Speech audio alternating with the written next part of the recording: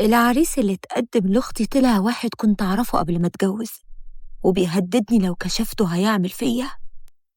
جالي مكالمة من ماما بعد ما جوزي نزل الصبح للشغل، ولقيتها بتقولي: صباح الخير يا نجلاء يا حبيبتي، بقولك ايه، يوم الجمعة هتيجي انت وجوزك والولاد عشان تقعدي معانا شوية، بس لازم تيجي من بدري.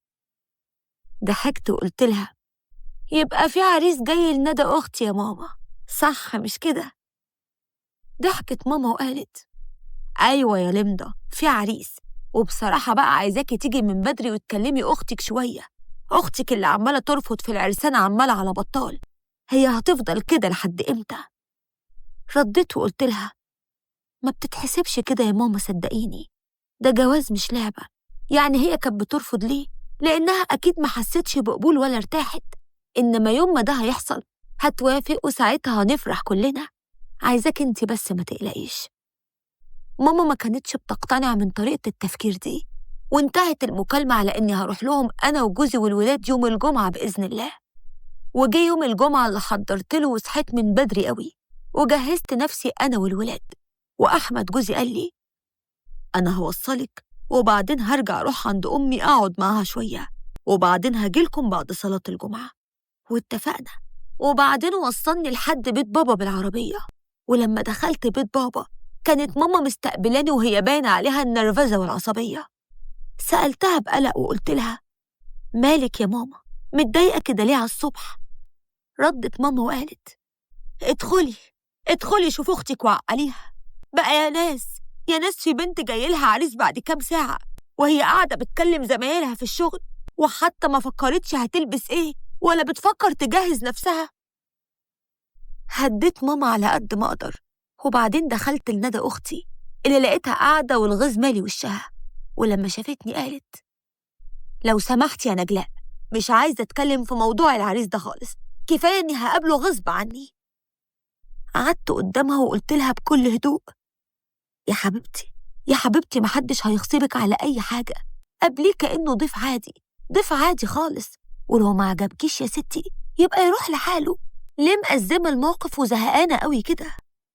ردت ندى وقالت لي بعصبية: ما هي يا ريت أمك بتفكر بالطريقة دي، ده أنا بمجرد ما برفض بتزهق وبتتعصب عليا وبتطلع فيا مليون عيب، وتقعد تعدلي في مزايا كل عريس، لحد ما خلاص بقيت بكره اليوم اللي بيجيلي فيه عريس. طمنتها وقلت لها: لا ما تقلقيش، سيبها لي المرة دي، كل اللي بطلبه منك إنك تقومي تقابليه وتجهزي نفسك وتستعدي. سألتني ندى بتوتر وقالت: طب هو جاي إمتى ما تعرفيش؟ رديت وقلت لها: لا والله، أنا أصلاً معرفش عنه أي حاجة، بس هسألك ماما وأقولك. ولحد هنا ما كانش فيه أي مشكلة. المشكلة الحقيقية بدأت لما العريس وصل وشفته. اتجمدت مكاني وما بقتش قادرة ولا أنطق ولا أتحرك. مش معقول، حازم زميلي من أيام المدرسة؟ وتعالوا بقى أحكي لكم حكايتي مع حازم. أيام دراستي اللي خلصتها تقريباً من 6 سنين كنت بنت متفوقة جدا، وفي يوم وأنا بحضر كورس في سنتر اتخانقت مع شاب خبط فيا بالغلط وزعقت له قدام الكل. ما كنتش أعرفه ولا أعرف إن ده دنجوان الجامعة. ومن اليوم ده وحازم حطني في دماغه وبقى ورايا في كل حتة، عايز يقرب لي بأي شكل، وفضل كده لحد ما علقني بيه وحبيته بجد، وبقيت بكلمه في السر من ورا أهلي، حتى أصحابي ما كانوش يعرفوا. واتطور بينا الأمر إن احنا بقينا نتقابل بعد المحاضرات ونتفسح في أماكن كتير. وبعد فترة معرفش إزاي حازم قدر ياخد كل صوري من تليفوني من غير ما أحس، وبعدها حضر لي فخ، والفخ إننا كنا هنتقابل في مكان بعد آخر محاضرة. ولما رحت وقابلته واتكلمنا شوية لقيته بيرفع تليفوني قدامي وعامل بث مباشر لأصحابه وبيضحك، وفجأة قال لي بغرور: مش انتي كنت عاملة فيها البت المؤدبة الجامدة اللي محدش يقدر عليها؟ أديكي ما خدتيش في إيدي غلوة يا حلوة، أنا كنت متراهن عليكي وكسبت الرهان بمنتهى البساطة. كنت مصدومة ودموعي نازلة من اللي بسمعه وشايفاه بعيني، وساعتها ما حسيتش غير وأنا بضربه بالقلم وبقوله إني على قد ما حبيته على قد ما دلوقتي بحتقره ومش عايزة أشوف وشه تاني. ونفسيتي بعدها اتدمرت وما بقتش أروح الجامعة كتير ولا أرد على أصحابي وبعدت عن الكل. بس الانتقام كان جوايا كل يوم بيزيد عن اليوم اللي قبله. ولاحظت إن حازم بعد فترة بيحاول يرجع لي من تاني. في الأول كنت بصده، بس لقيتني بفكر في خطة خطرت على بالي فجأة. أنا كمان هعمله فخ، وسبته يعافر عشان يرجع لي. ولما جه واعتذر لي وأكد لي إنه بيحبني، كنت من جوايا بضحك وبتريق على كلامه، بس عملت نفسي مصدقة قدامه. ومع الوقت أقنعته إن إحنا لازم نتخطب، وفعلا كان ناوي يخطبني. وحددت ميعاد يجي ويقابل أهلي، والميعاد كان بعد الامتحانات، وإحنا كنا في آخر سنة في الجامعة. واديته عنوان غلط، واستنيته في الشارع وأنا برضه فاتحة بث مباشر لأصحابي عشان يتفرجوا عليه. ولما وصل وفي إيده الشوكولاتة وبكيل ورد للعنوان الغلط، ساعتها وقفت قدامه وأنا بعمل نفس اللي عمله، برفع تليفوني على بث مباشر وبضحك عليه. ودقيقتين وكنت ماشية من قدامه قبل ما يفوق من الصدمة. وما كانش هيعرف يوصل لي، لأن محدش أصلا يعرف عنواني الحقيقي غير صديقة واحدة ليا، ودي مستحيل تديله عنواني مهما حصل. وعدت الأيام والدراسة خلصت، واشتغلت وبدأت صفحة جديدة مع الحياة. وده لما اتعرفت بعد سنة من شغلي على زميل جديد ليا، وهو أحمد. ساعتها حصل إعجاب سريع، وبعدها اتخطبنا وبسرعة اتجوزنا، وبقالنا دلوقتي 6 سنين متجوزين الحمد لله. لكن اللي حصل ونغص عليا حياتي من كام شهر، لما شفت حازم بالصدفة في الطريق وأنا بزور واحدة صاحبتي، واتفاجئت إنه مشي ورايا مسافة كبيرة. واستغربت إن بعد السنين دي لسه فاكر أيام الدراسة والطيش. ومن خلال مراقبته ليا عارف عنوان بيتي وشغلي. وفي يوم وأنا خارجة من شغلي بدري، لقيته بيوقفني وبيقول لي: ما اتغيرتيش كتير يا نجلاء، لسه زي ما انتي. قلت له بعصبية: انت موقفني كده ليه؟ وعايز مني ايه؟ هو انت لسه فاكرني أصلا؟ رد وقال: اللي عملتيه أيام الجامعة لسه بتعاير بيه لحد دلوقتي، هنساكي ازاي بقى؟ وبعدين ده كل صورك لسه محتفظ بيها على موبايلي. وفتح موبايله ووراني صور كتير ليا عمري ما بعتها لحد. بصيت له بذهول ورعب وقلت له: انت جبت الصور دي منين؟ ضحك وقال لي: انت اللي اديتها لي يا حلوة، انت ناسية ولا ايه؟ ده حتى الشات بتاعنا لسه محتفظ بيه وبكل كلامنا. كنت هقع من طولي، حاولت اخطف موبايله واكسره ل100 حتة، لكن خباه مني بسرعة وحطه في جيبه. وساعتها هددته بغضب وقلت له: إياك تعترض طريقي تاني، وامسح الصور دي وإلا هوديك في داهية لو فكرت تعمل بيهم أي حاجة. رد ببرود وقال لي: أنا لو عايز أعمل بيهم حاجة كنت عملت من زمان، ما تقلقيش. سبته ومشيت وأنا مرعوبة وبترعش. إزاي كنت ساذجة قوي لدرجة إنه خد صوري من على تليفوني من غير ما أحس ولا حتى أكتشف؟ وعدت الأيام، وكنت بدعي في كل لحظة إن ربنا يسترني ويبعد الشيطان ده عن طريقي. ولما عدى كام شهر واختفى وما بقيتش أشوفه تاني، بدأت أطمن وأرجع لطبيعتي من تاني. والنهاردة الرعب هجم على قلبي أكتر من الأول لما شفته قدامي في بيتنا وهو العريس اللي جاي يقابل أختي. هل مجيته دي صدفة ولا كان قاصد؟ من بصته ليا وضحكته الصفرة الخبيثة حسيت إنه مرتب ومخطط لده كله. وماما ندهت لي بصوت عالي ولقيتها بتقولي: سرحانة في إيه كده يا نجلاء؟ ادخلي لأختك وهاتيها تسلم على الضيوف. رحت لأختي وأنا حاسة بتوها عمري ما حسيت بيها في حياتي. بقيت بتهته في الكلام وأنا بكلمها، وبعد شوية خرجت من أوضتها وهي معايا. والغريب إنها بمجرد ما شافت حازم اتفاجئت، وبعدين ابتسمت ووشها أحمر وبان عليها الفرحة. وأنا اتمنيت من كل قلبي إنها ترفضه وما اضطرش أقول لها على اللي فات، وكنت دفنته ونسيته جوايا. وبعدين قعدت معاهم وكان باين عليا التوهة والتعب، وأختي ندى قعدت مع حازم لوحدهم. كنت خايفة وقلقانة، لكن طمنت نفسي إن ندى عنيدة وليها مواصفات في شريك حياتها وشخصيته وأخلاقه، واللي أكيد ما تنطبقش على حازم نهائي. ولما المقابلة انتهت لقيتني بقول لماما بعصبية: العريس ده لازم يترفض. ماما اتصدمت وقالت لي: ليه يا بنتي؟ الشاب مفهوش غلطة، يبقى يترفض ليه؟ حاولت أجمع أفكاري وأطلع فيه أي عيب، فقلت لهم: أنا مرتحتلوش وحاساه خبيث كده ومش مريح. أنا خفت على أختي منه بصراحة.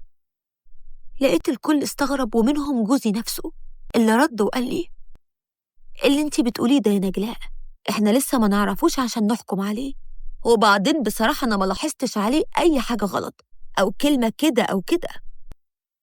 اتغصت قوي من أحمد وما بقتش عارفة ولا لاقية حاجة تانية أقولها، وما كانش قدامي أي أمل غير إن أختي هي اللي ترفضه وتبعد الشيطان ده عننا وعن حياتنا.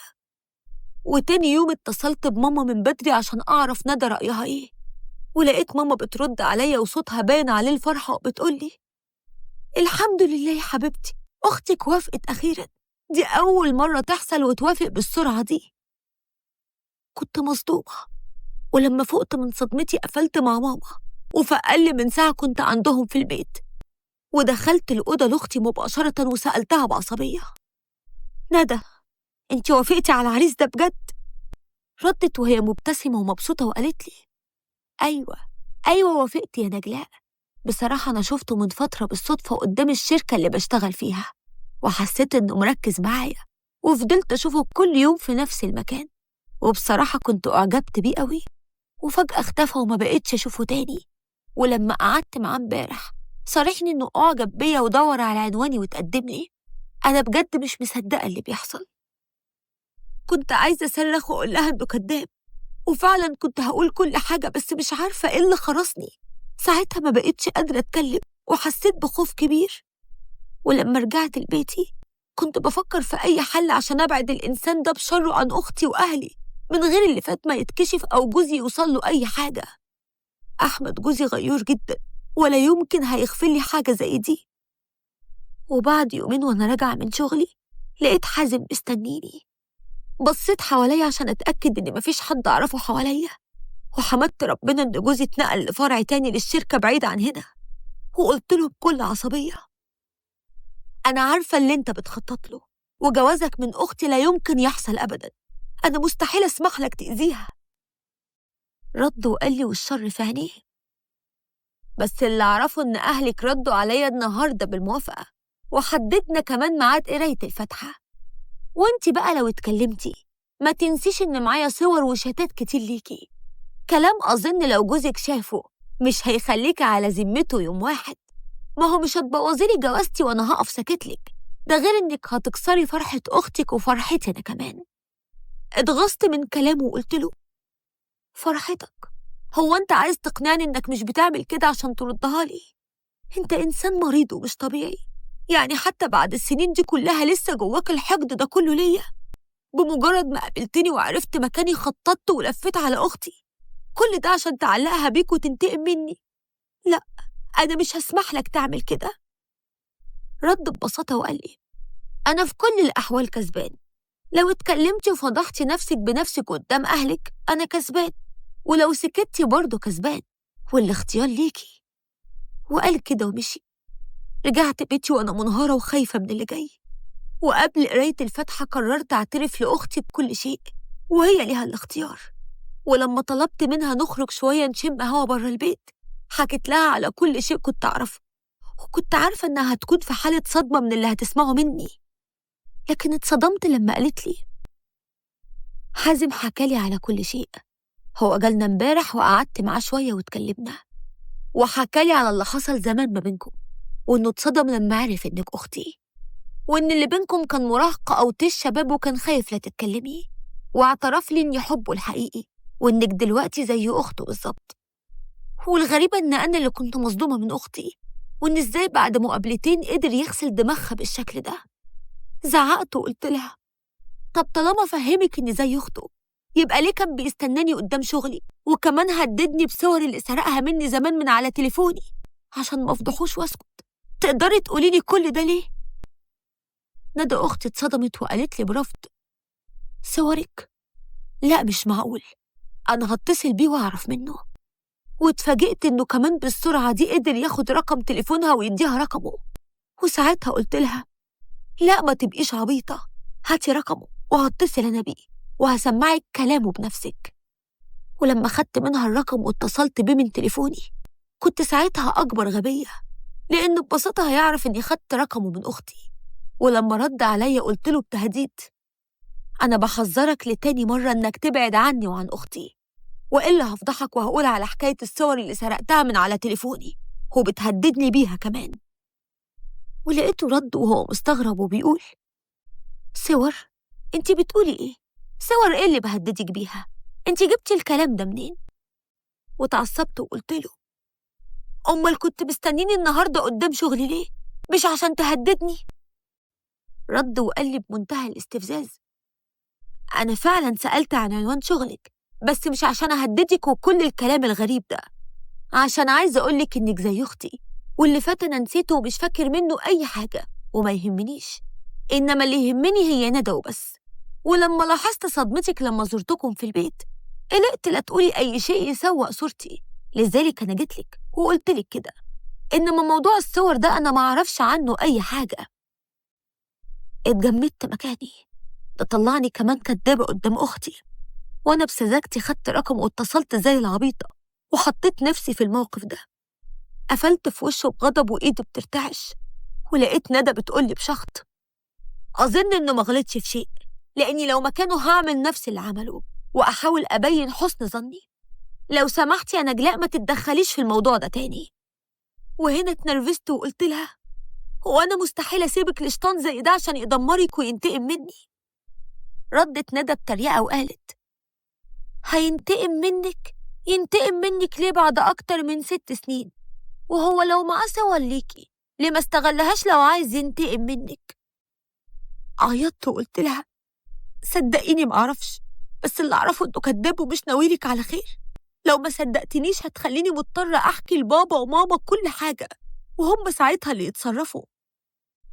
ردت ندى بمنتهى الغضب وقالت لي: وانا ده الانسان الوحيد اللي اعجبت بيه وحبيته، ومش مستعدة اتنازل عنه مهما حصل، ولو حكيت لبابا وماما هصر عليه اكتر وهتجوزه غصب عن الكل. وهنا زعقت لها بعصبية وقلت لها: حبيتيه ايه؟ دي انت لسه عارفاه من كام يوم، لحقتي تحبيه؟ ما كنتش اعرف انك بالسذاجة دي، ده انا زمان خليته يحفى ورايا على ما يطول مني نظرة. ردت ندى وقالت لي بنظرة كره: قوليلي كده بقى واظهري على حقيقتك يا ست نجلاء، والحقيقة انك مستكترة عليا فرحتي، مش حكاية بقى انك خايفة عليا ولا حاجة. ما كنتش متخيلة ان هسمع من اختي الكلام ده في يومين سيطر على عقلها سيطرة كاملة وخلاها مستعدة تخسر حتى اختها عشانه. انا كنت عارفة ان حازم دنجوان وزير نساء زي ما بيقولوا، لكن ما تخيلتش انه يقدر يوصل للدرجة دي، خصوصا مع شخصية عنيدة وقوية زي ندى اختي. سبتها ومشيت، ما كانش فيه اي كلام تاني يتقال ما بينا. اختي معتقدة اني غيرانة منها واني بعمل كل ده عشان لسه بفكر فيه. طب اعمل ايه وايه الحل؟ ما انا لو رحت حكيت لبابا وماما الموضوع هيكبر، وندى هتتحداهم وهتصمم، ده غير ان حازم هيخرب بيتي ومش هيسكت. ولو سكت يا عالم يعمل في اختي ايه وبيفكر لها في ايه. انا مرعوبة على نفسي ومرعوبة على اختي، واتمنيت لو يرجع بيا الزمن عشان ما اسمحش لنفسي اكلم شاب من ورا اهلي واصدق كلامه واثق فيه. وما كانش قدامي غير حل اخير. طلبت ماما في التليفون وقلت لها تجيلي عشان تعبانة شوية، وفعلا جات لي، وكنت مكسوفة جدا من نفسي وأنا بحكي لها على كل شيء. كانت أمي مصدومة فيا وفي رد فعل ندى وحقيقة حازم اللي عرفتها، وقلت لها برجاء وخوف: أرجوك يا ماما، أرجوكي ساعديني نحل المشكلة بالعقل. بابا مش لازم يعرف، بيتي هيتخرب لو الحكاية كبرت وأحمد جوزي وصل له حاجة، وندى مش عايزة تصدقني ومفكراني غيرانة منها. كان رد أمي إنها خدت تليفونها واتصلت بوالدة حازم وقالت لها بقرار نهائي: إحنا آسفين، كل شيء اسمه نصيب، بنتي مش مرتاحة وأنا مش عايزة أجبرها. وقفلت السكة، وساعتها قالت لي بشدة وعصبية: يغور أي حد ممكن يخلي بناتي يخسروا بعض، وندى أنا هعرف إزاي أدبها على اللي قالتهولك. وإنتي غلطتي، بس ندمتي وما كررتيش غلطك ونسيتيه. إنما حازم لو فكر مجرد تفكير إنه يخرب عليكي، أبوكي هيتصرف. بس بعتب عليكي يا بنتي، يمكن لو كنتي حكيتيلي من زمان اللي حصل وما خفتيش مني، ما كنتيش سمحتي لواحد زي حازم يدخل بيتنا. انتي خفتي تحكيلي، مع إن محدش في الدنيا هيخاف عليكي قد أنا وأبوكي، ولا يقدر يحميكي بعد ربنا غير ده. قلت لها بندم حقيقي وأنا بعيط: أنا آسفة يا ماما، يا ريت الزمن يرجع بيا وكنت صلحت غلط كتير قوي في حياتي، وأكبر غلطة إني كنت متمردة وفاكرة إني فاهمة كل حاجة، ومش محتاجة نصيحة ولا استشارة منك. وأول حاجة هعملها لولادي إنهم يشوفوني دايماً أمانهم وحمايتهم. طبطبت أمي عليا وقالت لي: الحمد لله إنك قلتيلي عشان أتصرف، ما تقلقيش، الموضوع هيتحل، وأختك هتنسى النهاردة أو بكرة. أنا ما أجبرتهاش قبل كده على أي شيء، لكن مش هشوفها بتدمر حياتها بإيديها وأقف ساكتة وأتفرج عليها. هتتعب لها يومين معلش، بس أحسن ما تتعب العمر بحاله. اطمنت وحسيت بالراحة لأول مرة من فترة كبيرة. ولما ماما مشيت رجع القلق لقلبي من تاني خوفا من رد فعل أختي، واللي عملت حسابه لقيته. أمي اتصلت بيا وقالت لي تعالي لي ضروري دلوقتي. مرضتش أبين لجوزي أي شيء، واكتفيت بس إنه قلت له إن ماما تعبانة شوية وهروح أشوفها. وصلني لحد البيت وبعدين مشي بسرعة. ولما طلعت لقيت ندى صوتها عالي وبتصرخ وبتعيط وبتتهمني بأبشع الاتهامات. وماما اتخضت من كلامها، وبابا كان بيزعلها عشان توطي صوتها، لكن ندى كانت هتتجنن من قرار بابا وماما برفض حازم. وفجأة ماما وقعت على الأرض وأغمى عليها. كلنا جرينا عليها مرعوبين، وفي أقل من ساعة كلنا نقلناها لأقرب مستشفى وتركب لها محاليل، وكانت تعبانة قوي. وساعتها حسيت إن ندى حاسة بالندم، واتفاجئت إنها اتصلت بحازم وهي بتعيط وقالت له إن كل شيء اسمه نصيب. ما كنتش مصدقة إنها هتقول كده تحت أي ضغط. والمفاجأة الأكبر إن حازم ساعتها ظهر على حقيقته وهددها بعد ما فشل إنه يقنعها إنها تحاول تاني مع بابا وماما. وندى أختي اتجمدت من الصدمة وقالت له: أنت بتهددني يا حازم؟ رد وقال بغيظ: بهددك، وهفضح أختك بالصور اللي معايا ليها، وهفضحك أنتي بالشات اللي ما بينا. هو أنتي فاكراني هتحايل عليكي؟ أنا صبرت عليكم وزهقت وقرفت منك أنتي وأختك، وطالما الذوق مش جايب نتيجة يمكن التهديد ينفع. ونزلت دموعها وبعدين قفلت السكة في وشه. وبعد دقايق وأنا بحاول أهديها وأطبطب عليها لقيت ندى قامت وقالت لبابا: بابا، عايزاك تيجي معايا المشوار مهم. بابا سألها بعصبية وقال لها: مشوار إيه دلوقتي في الظروف اللي إحنا فيها؟ قالت له بنظرة انتقام وهي بتمسح دموعها: هعمل في حازم محضر بالمكالمة اللي جات لي دلوقتي. أنا تليفوني بيسجل تلقائي، وتهديده ليا أنا هعرف أخليه يندم عليه طول عمره. ما كنتش متخيلة إن ده اللي هيحصل. وبابا راح معاها وغابوا حوالي ساعتين. ولما رجعوا بابا طمني وقال لي: الظابط طمنا يا حبيبتي إن كل شيء هيبقى تمام، واللي اسمه حازم ده هيتربى على اللي عمله. وبعد كام يوم ماما خرجت من المستشفى، وحالتها اتحسنت أكتر لما عرفت إن حازم اتقبض عليه وهيتسجن من غير شوشرة أو فضيحة وبعد عننا بشره. وندى قالت لي بندم: سامحيني يا أختي، أنا شكيت فيكي وسمعتك كلام كتير يوجع. حقيقي أسفة، وغلطة مش هتتكرر تاني، ولا حد هيقدر يفرق ما بيننا تاني. كنت عايزة أسجد شكر لربنا إنه سترني وكشف الحقيقة لأختي وانتقم لي من حازم وبعده عني. ولو يرجع بيا الزمن كنت صلحت أخطاء كتير عملتها، بس عشان ده مستحيل فأنا النهاردة بحذر كل بنت إنها ما تغلطش غلطتي وتكلم شاب من ورا أهلها. الارتباط لو مش رسمي فهو ملوش أي مسمى غير إنه تسلية ومجرد تضييع وقت. واوعي تسمحي لنفسك تبقي وقت ضايع في حياة أي حد. وحتى لو الارتباط بقى بخطوبة، الخطوبة ليها ضوابط شرعية، اوعي تتخطيها ولا تسمحي لحد يمسك عليكي زلة. وخافي ربنا قبل ما تخافي الناس.